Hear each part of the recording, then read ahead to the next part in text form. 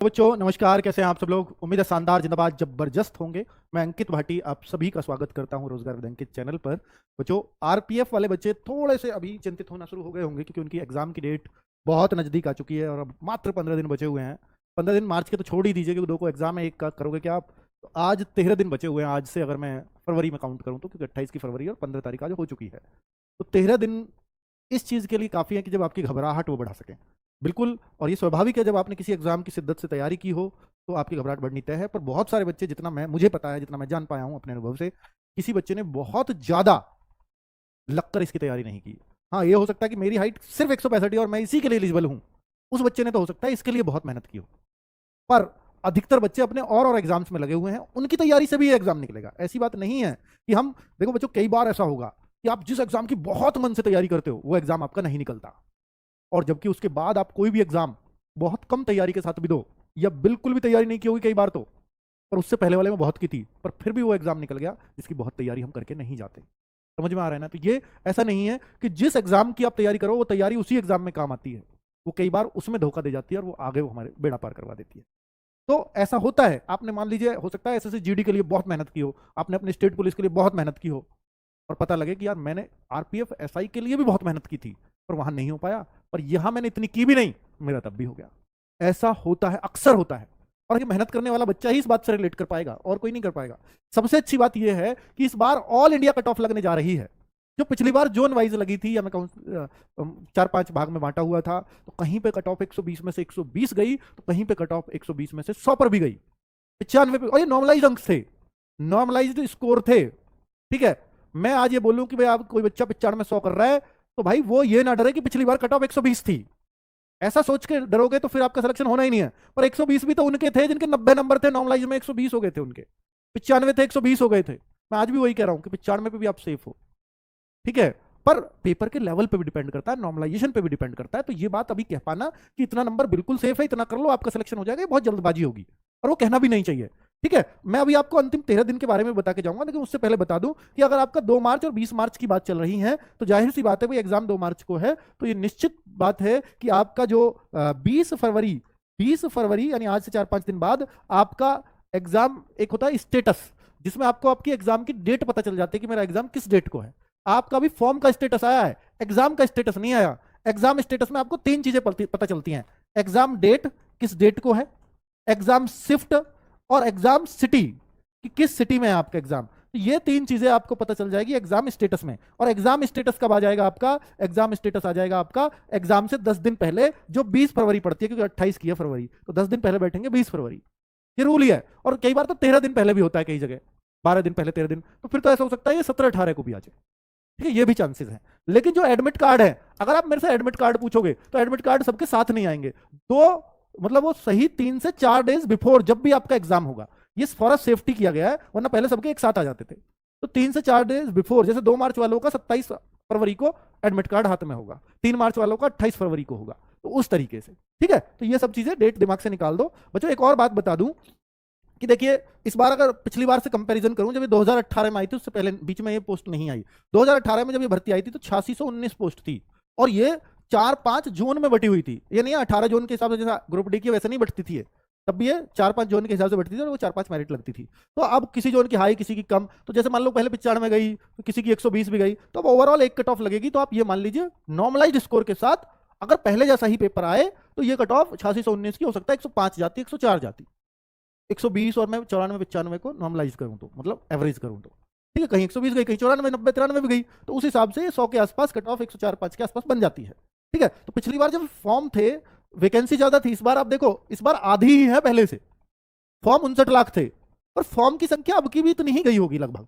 ये जो फॉर्म्स की संख्या है, ये मैं ऐसे ही नहीं बोल रहा हूं कि ये आप अपने पास से लिख दिए, तब का ही है कि 59,08,861 फॉर्म। आप देखो, ये उस टाइम की न्यूज है, और ये उसमें इतने फॉर्म आए थे, ये आपको साफ दिख रहा है।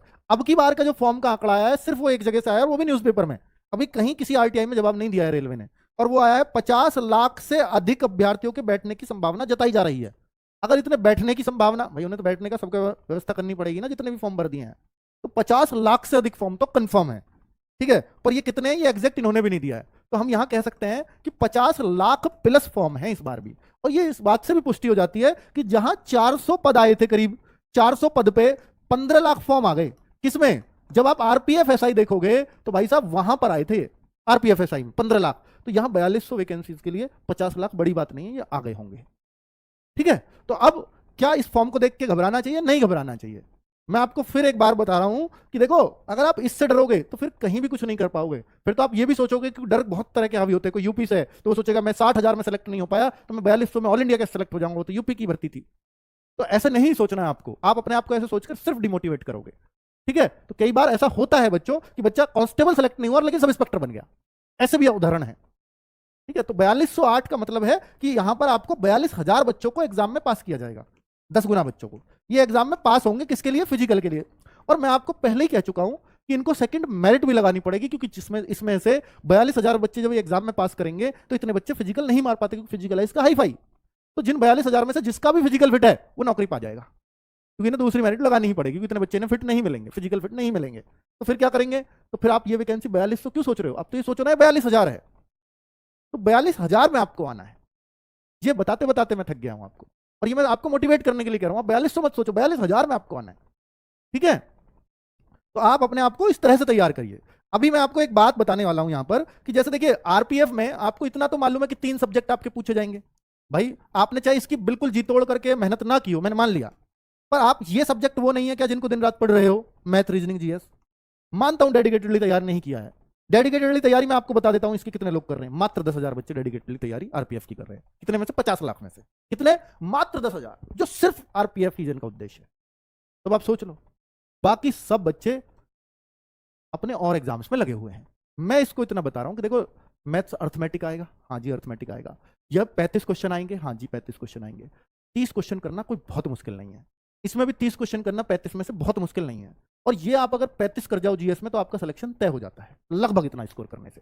और ये 95 क्वेश्चन कोई बहुत मुश्किल तो टास्क है नहीं। क्या सर इतने पे हो जाएगा? भाई टास्क तो बनाओ आप, होगा नहीं होगा, पर आप क्या इतना कर पाओगे अपने आप से पूछो। अपना इतना एक उद्देश्य लेकर के हमेशा चलना होता है। ठीक है, मैं तो आपको 100 क्वेश्चन का उद्देश्य हमेशा देके चलता हूं, पर आप 95 भी अगर बना पा रहे हो तो बहुत अच्छी बात है। और मैंने किसी सब्जेक्ट में कोई ऐसा तो लिखा नहीं, क्योंकि देखो जहां 3 ही सब्जेक्ट है बस, और तीनों का अच्छा खासा रोल है, उनमें से अगर आपका एक सब्जेक्ट कमजोर है, बहुत कमजोर है, मान लो मैथ आपका बहुत कमजोर है, तो आप सिलेक्शन की उम्मीद छोड़ दो, होगा ही नहीं। लेकिन आप ये सोचो कि यार इतना टास्क, अगर मेरा मैथ्स ठीक है, मेरा रीजनिंग ठीक है, तो सर ने टास्क भी बहुत कम दिया है, इतना तो आराम से सही हो जाएगा। बात पड़ती है टाइमिंग की, क्योंकि आपके पास यहां 90 मिनट है मात्र, और ये दोनों सब्जेक्ट ना आपके कब 80 मिनट खा जाएंगे कुछ नहीं पता। ये 35 क्वेश्चन है, 70 क्वेश्चन है टोटल, 35 ये 70 क्वेश्चन 80 मिनट नहीं खा सकते क्या आपका? ये टाइम खराब करवाएंगे। तो आपको जो क्वेश्चन नहीं आता या जो क्वेश्चन समय लेता है वो समय रहते छोड़ना है। अगर आप नहीं छोड़ पाए आपका बैलेंस पूरी तरह से खराब कर देंगे, और एक बार अगर बैलेंस बिगड़ा तो फिर संभल नहीं पाते पूरे एग्जाम में। तो आपको मेरे हिसाब से सबसे पहले रीजनिंग करनी चाहिए। जीएस को मैं इसलिए सलाह नहीं देता कि अगर आप जीएस पे को पहले करोगे ना, तो पहले मैं गारंटी से कह रहा हूं कि आप इसमें ना 25 मिनट से पहले सुलझोगे ही नहीं। वो इसलिए नहीं क्योंकि हम ये सोच रहे होते हैं कि 50 क्वेश्चन कर लिए 25 मिनट में कर लिए, बढ़िया है। और भाई देखो तो सही, आपने 25 मिनट में 50 क्वेश्चन पर लगाए, वो जीएस के हैं, इसलिए आप बढ़िया नहीं हो, टाइम तो अब खराब होगा। तो इसलिए मैं कहता हूं कि भाई एक बार आपने इसमें गति बनानी है, बहुत तेजी से करनी है चीजें, फिर जीएस को आप अपने आप ही बहुत तेज करोगे, क्योंकि बाद में मैथ रह रहा है, ये डर रहेगा। शुरू में रहता है तो आदमी थोड़ा स्लो रहता है, तो स्लो के दिमाग को ये खोल देती है। तो अगर ये मिक्स आए तो देखो फिर तो कुछ नहीं कर सकते, लेकिन अगर ये सेक्शन वाइज आए तो आपको सबसे पहले रीजनिंग करनी चाहिए, उसके बाद जीएस, और लास्ट में मैथ्स को लेना चाहिए। तो मैथ्स आपका कब अच्छा भी हो तब भी कई बार टाइम खराब करवा सकता है। रीजनिंग में आपको पता है सीरीज है, मुश्किल है, या मुझे 1-2 बार में नहीं बन रही तो मैं छोड़ दूंगा, लेकिन मैथ्स में आपको कई बार ऐसा फंसाने वाले क्वेश्चंस मिल जाते हैं और आपको टाइम का नहीं पता चलता, इसलिए मैं ऐसी सलाह आपको देता हूं। ठीक है, तो भाई अब देखो, किसी का कोई कहे मेरी रीजनिंग बहुत मजबूत है, मैं यहाँ 2-3 क्वेश्चन फालतू कर दूंगा, मैं यहाँ 2-3 क्वेश्चन और फालतू कर सकता हूं, तो आप यहाँ पर 30-31 कर लो, बहुत है। और देखो जीएस को आप 30 से अगर नीचे की सोचते हैं और फिर सिलेक्शन की सोचते हैं तो नहीं होगा। देखो अगर हार्ड आ गई तो फिर तो कुछ भी हो सकता है, फिर तो कोई भी स्कोर सेफ है, फिर तो अलग ही बात है। अगर बहुत हार्ड आया पेपर, भाई ऐसा भी हो सकता है जीएस में आपको 20 क्वेश्चन मुश्किल हो जाए, फिर तो फिर हम 95 स्कोर क्यों मतलब तय करेंगे, फिर तो हम सोचेंगे 80 पे भी सिलेक्शन होगा, अगर उन्होंने 20 क्वेश्चन जीएस में ही मुश्किल कर दिए तो आपके। तो ये सब कंडीशंस पेपर पर डिपेंड करेंगी। ठीक है, तो अगर मैं देखूं बच्चों, ये आपको ये इन स्टेप से गुजरना होगा। सबसे पहला स्टेप यही है आपका, फिजिकल बहुत ही खतरनाक फिजिकल उसमें होता है, डरा नहीं रहा हूं और बता रहा हूं आपको, क्योंकि हाई जंप बहुत बच्चों को नहीं लगती और इसमें नॉर्मल से ज्यादा होती है, लॉन्ग जंप भी 14 फीट होती है, और दौड़ भी सबसे जल्दी की है इसमें, 5.5 मिनट में दौड़ मारनी है। अगर डॉक्यूमेंट वेरिफिकेशन मेडिकल सब में होता है, यही वो पेपर है जिसके बारे में बात कर रहा हूँ। और सबसे बड़ी बात देखिए, मैथ रीजनिंग जब आप सही करते हैं ना, सबसे अच्छी बात है वो नेगेटिव में मार्किंग नहीं जाती, इसलिए मैथ रीजनिंग को मैं हमेशा ऊपर रखता हूँ करने को। क्यों? क्योंकि यहाँ नेगेटिव मार्किंग में नहीं जाओगे, क्वेश्चन सही है तो पता है हमें, नहीं आता तो नहीं आता, उसको हम टच ही नहीं करेंगे। लेकिन जीएस में हम कई बार ऐसा कर जाते हैं, जीएस में हमारे नेगेटिव ज्यादा जाता है, और ये नेगेटिव नॉर्मल से ज्यादा है, वन तो 1/4 होती है, वरना 1/3 है, तो आपको जीएस को बहुत ज्यादा टच भी करके नहीं चलना, वरना नेगेटिव भी आपका सिलेक्शन से आपको रोक देगी, ये ध्यान रखना।